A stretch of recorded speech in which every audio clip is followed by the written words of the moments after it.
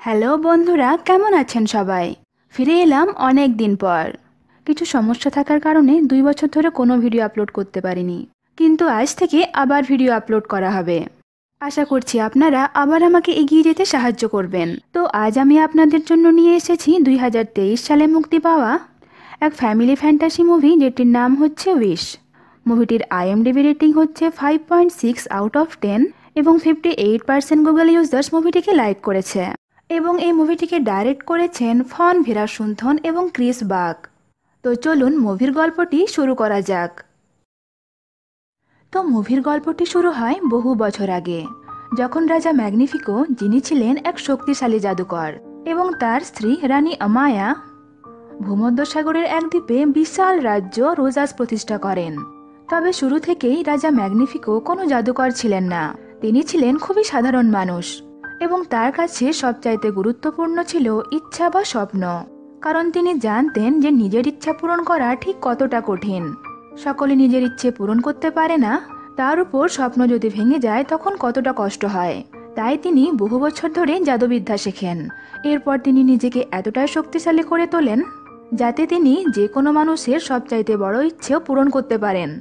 চারিদিকে নীল সমুদ্রের মাঝখানে অবস্থিত রোজাস রাজ্য খুবই সুন্দর ছিল। তাই দুনিয়ার বিভিন্ন প্রান্ত থেকে মানুষ এসে সেখানে বসবাস করতে শুরু করে, শুধুমাত্র এই আশায় যে রাজা কোনো দিন তাদের ইচ্ছে পূরণ করবেন। রাজ্যের সকল লোকেরাই তাদের ইচ্ছেগুলিকে এক বলের রূপে রাজার কাছে রেখে দিত, যাতে তিনি সেগুলিকে দুশ্চিন্তা বা হতাশার হাত থেকে রক্ষা করতে পারেন। এবং রাজপ্রাসাদে মাসে একটা করে উইশ সেরেমনি বা ইচ্ছা অনুষ্ঠান হতো, যেখানে রাজা প্রজাদের মধ্যে একজনের ইচ্ছে পূরণ করতেন। প্রত্যেক রাজ্যবাসীর মনে বিশ্বাস ছিল যে তাদের ইচ্ছেও কোনো না কোনো একদিন পূরণ হবে। এরপরে মুভির সিন শিফট হয়। আমরা আশা নামের এক মেয়েকে দেখি, যে কিনা তার ঠাকুরদা সাবিনো এবং তার মা সাকিনার সঙ্গে থাকতো। এছাড়াও তাদের সঙ্গে থাকতো ভ্যালেন্টিনো নামে এক ছাগল, আশার ঠাকুরদা, যিনি কিনা আজ 100 বছর বয়সে পা দেবেন। আশা তার ঠাকুরদার সাথে কথা বলছিল, তখনই সেখানে সাকিনা চলে আসে এবং তাদেরকে জানায় যে আজ রাজপ্রাসাদে রাজা প্রত্যেক মাসের মতোই ইচ্ছে অনুষ্ঠান রেখেছেন।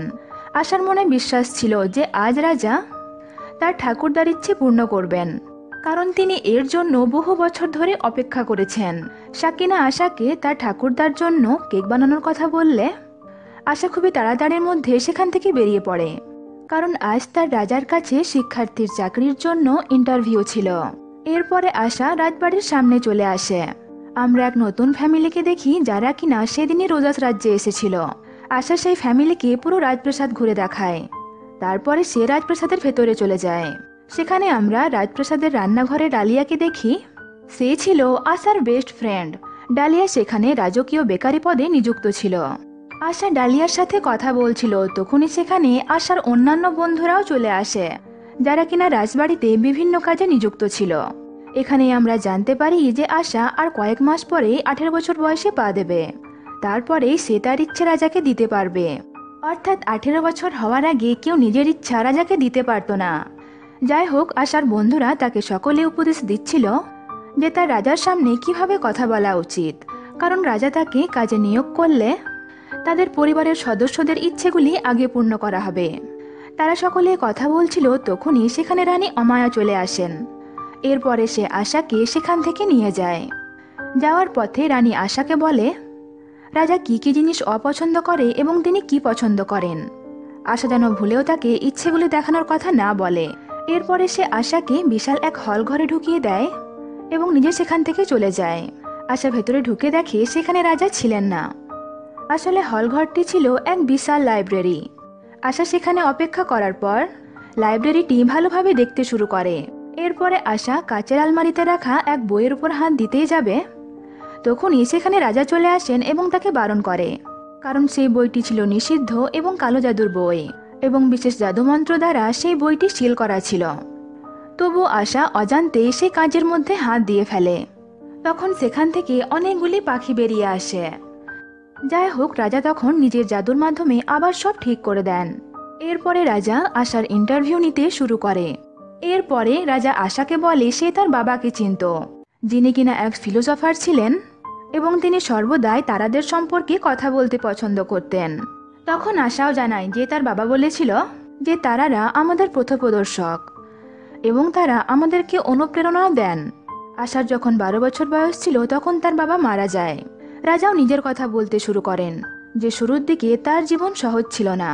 অনেক আগে যখন সে তার মা এবং বাবার সঙ্গে বাস করত, তখন কিছু চোর ডাকাত এবং খারাপ লোক তাদের সব কিছু কেড়ে নেয় এবং তাদের ঘরবাড়িও নষ্ট করে দিয়েছিল।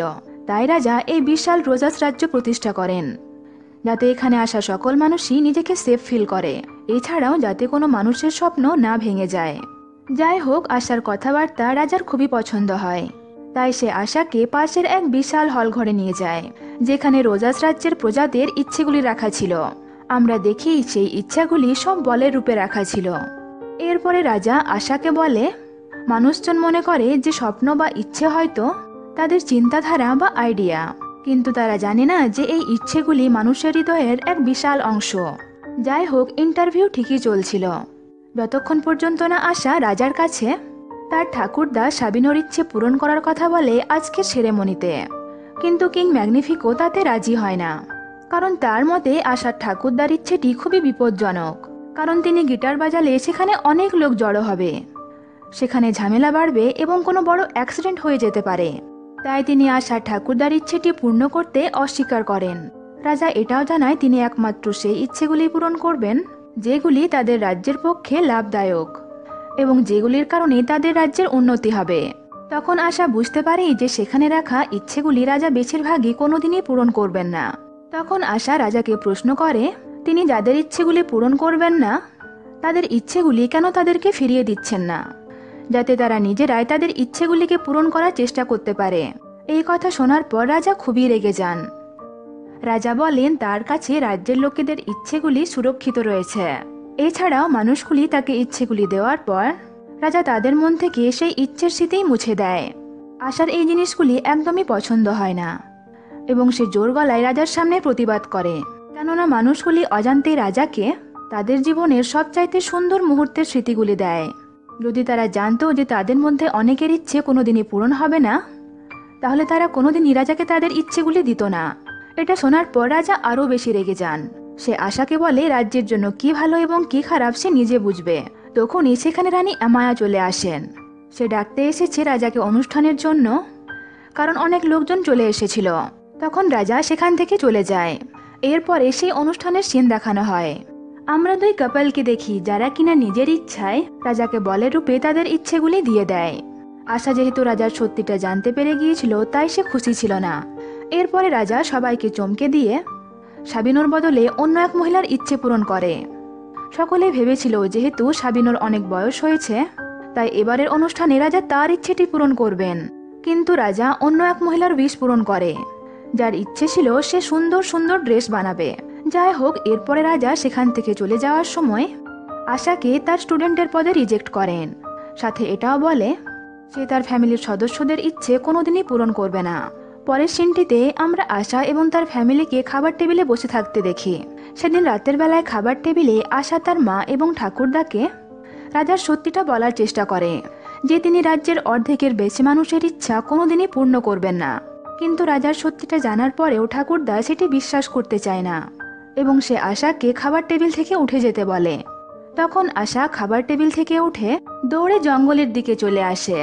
এরপরে আশা আকাশের দিকে তাকিয়ে তারাদের উদ্দেশ্যে তার ইচ্ছে রাখে। আশার চাওয়া অবশ্যই এটাই ছিল যেন রাজ্যের লোকেরা সবসময় সুরক্ষিত থাকে। তখনই আমরা দেখি যে আকাশ থেকে এক আলো পুরো রাজ্যের মধ্যে ছড়িয়ে পড়ে, কিন্তু ক্ষণিকের জন্য। সকলে ভেবে নেয় যে এটা হয়তো রাজারই জাদুর অংশ, কিন্তু অপরদিকে রাজপ্রাসাদের রাজা সেই আলো দেখে খুবই ভয় পেয়ে যায় এবং সে রানীকে জানায় যে এটা তার জাদু নয়, কিন্তু সেই আলোর কারণে তার জাদুর উপরে অনেক প্রভাব পড়েছে। যাই হোক, আমরা পরের সিনটিতে দেখি যে আকাশ থেকে এক ছোট্ট ডান্সিং স্টার নেমে আসে এবং সেই স্টারের ম্যাজিক্যাল ডাস্ট সেখানকার গাছপালা এবং পশু পাখির উপর পড়তে তারা কথা বলতে শুরু করে। আমরা ভ্যালেন্টিনোকে দেখি, সে মানুষের মতোই কথা বলছিল। সেই ছোট্ট স্টার অবশ্যই কথা বলতে পারছিল না, কিন্তু সে নিজের হাবভাবের মাধ্যমে আশাকে বুঝিয়ে দেয় সে এখানে তার সাহায্য করতে এসেছে।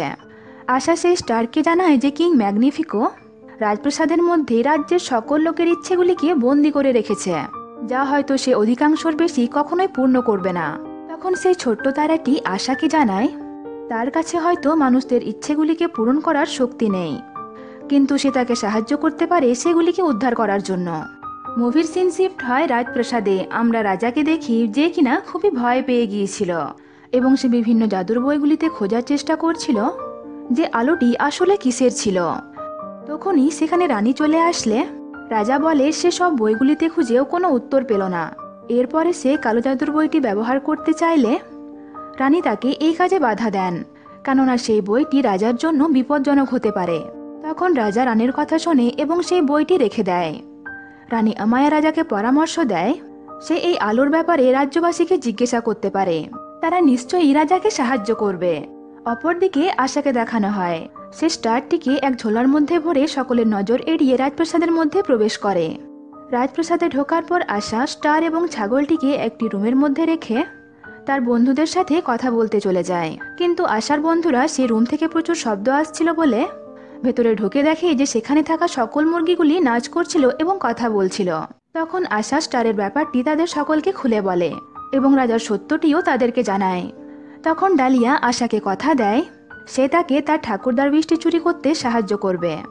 এরপরে রাজাকে যে রাস্তায় খাবার পাঠানো হতো সেই রাস্তার মাধ্যমে আশাদেরকে উপরের হল ঘরটিতে পৌঁছে দেয়।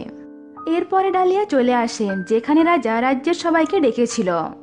এরপরে রাজাকে দেখানো হয় সে সকল রাজ্যবাসীকে বলছিল যে মানুষটি তাকে সে আলোর সম্পর্কে বলতে পারবে অথবা সেই বিশ্বাসঘাতকের সম্পর্কে যার কারণে তাদের ইচ্ছেগুলিতে প্রভাব পড়েছে, সেই মানুষটির সম্পর্কে কেউ জানলি যেন তারা রাজাকে জানায়।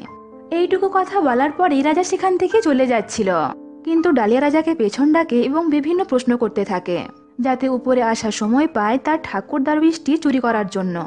ডালিয়াকে দেখা দেখি রাজ্যের বিভিন্ন প্রজারাও রাজাকে প্রশ্ন করতে থাকে যে তাদের বিষগুলি সুরক্ষিত আছে কিনা, রাজা কেন একবারও সেগুলি দেখতে দেয় না, তাদের বিষগুলিকে চাইলে চেঞ্জ করা হবে ইত্যাদি ইত্যাদি।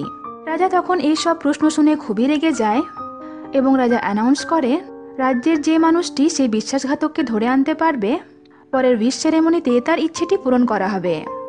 এরপরে রাজা সেখান থেকে চলে যায়। অপরদিকে আমরা আশাকে দেখি সে উপরের হলঘরটিতে পৌঁছে গিয়েছিল। এরপরে সে স্টারের সাহায্যে তার ঠাকুরদার বৃষ্টিকে খুঁজেও নেয়, কিন্তু সেখান থেকে বেরোতে যাবে তখনই সেখানে রাজা চলে আসেন। কিন্তু আশা রাজার নজর এড়িয়ে সেখান থেকে বেরিয়ে আসতে সক্ষম হয়। এদিকে আমরা রাজাকে দেখি সে নিষিদ্ধ ব্ল্যাক ম্যাজিকের বইটিতে হাত দেয়, কারণ রাজা বুঝতে পেরে গিয়েছিল এই বইটি একমাত্র উপায় যাতে সে আলোর সম্পর্কে জানতে পারবে। এরপরে সে বইটি নিয়ে নিচের গোপন কক্ষে চলে যায়। অন্যদিকে আমরা আশাকে দেখি সে তার ঠাকুরদা সাবিনোর ইচ্ছেটি নিয়ে বাড়ি ফিরে আসে এবং ইচ্ছেটি তার ঠাকুরদাকে দিয়ে দেয়। সাবিনো বুঝতে পারে যে তার ইচ্ছেটি কখনোই রাজাকে দেওয়া উচিত হয়নি। এবার সে নিজের ইচ্ছে নিজেই পূরণ করার চেষ্টা করতে পারবে।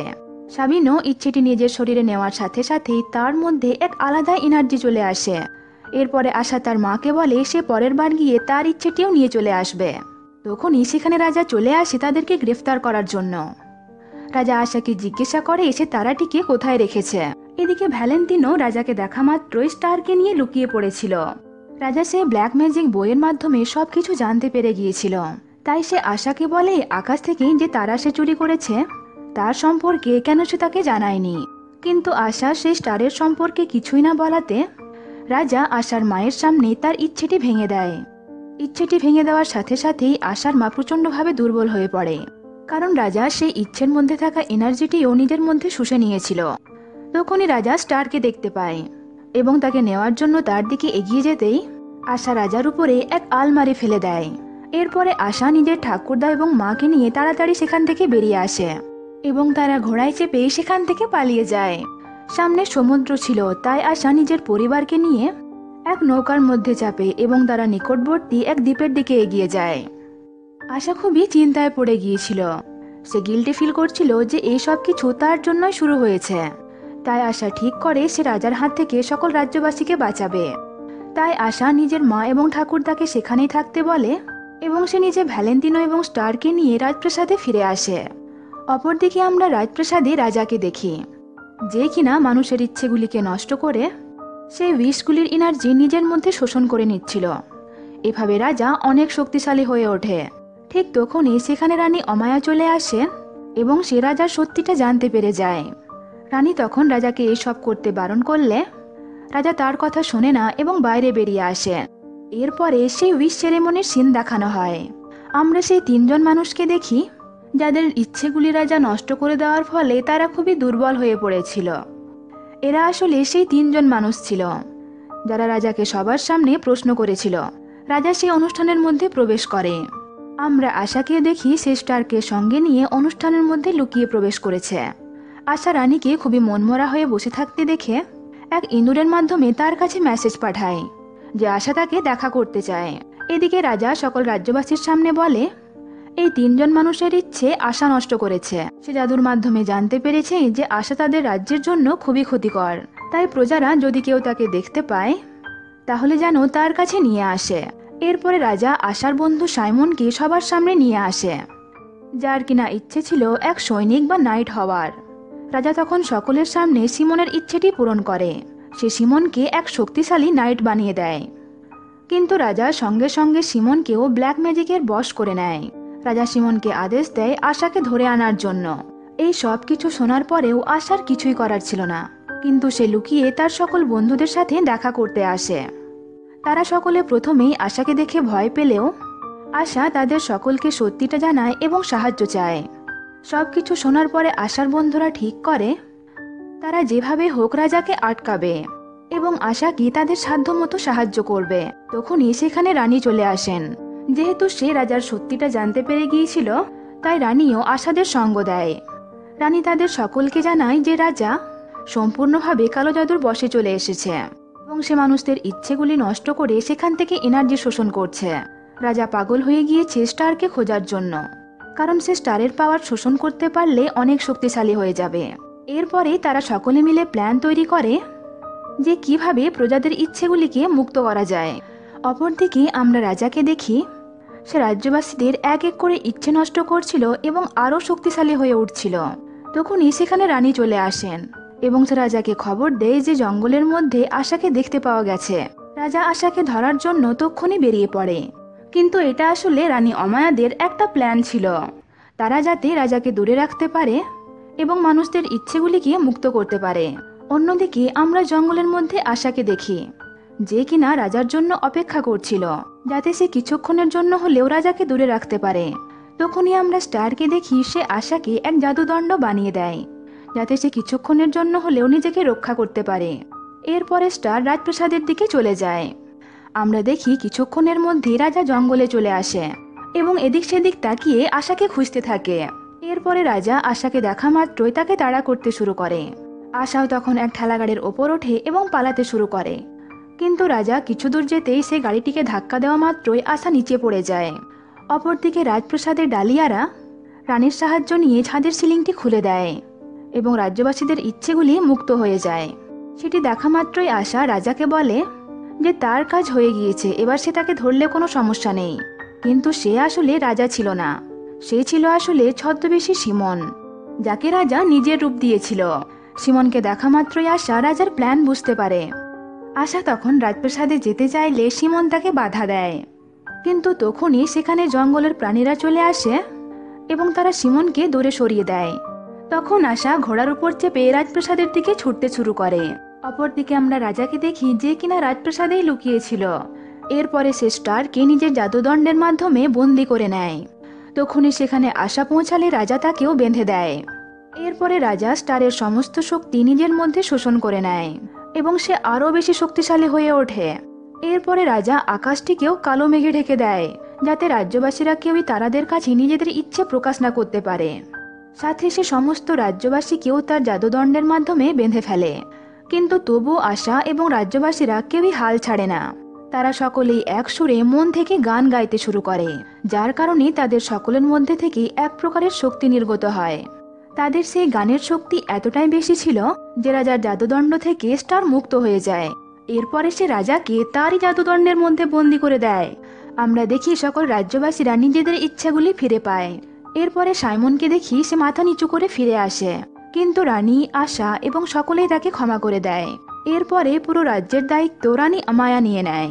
আশার ঠাকুরদাকে দেখানো হয় যে কিনা নিজের ইচ্ছে নিজেই পূরণ করছিল, অর্থাৎ সে খুবই খুশির সাথে গিটার বাজাচ্ছিল এবং মানুষরা সেটি শুনছিল।